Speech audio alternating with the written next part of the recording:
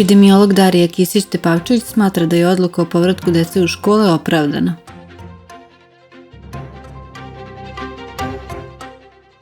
Fudbalska reprezentacija Srbije danas igra utakmicu drugog kola Lige nacija protiv Turske na stadionu Rajko Mitić. Stotine kesica marihuane pale su ove nedelje sa neba na centralni trg Tel Aviva. U Novom Sadu je prodat najskuplji poslovni prostor u zemlji, a plaćen je 5,8 miliona evra.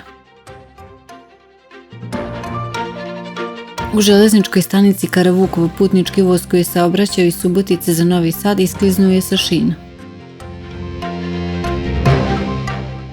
Reprezentativac Srbije u streljaštvu Milenko Sebić osvojio je prvo mesto na međunarodnom turniru u Berlinu. Srbija i Pakistan su među novim zemljama koje su pristale na ispitivanje kineske vakcine u fazi 3. U pucnjavi u bulevaru Oslobođenja na Banjici jedna osoba je poginula, a druga je ranjena.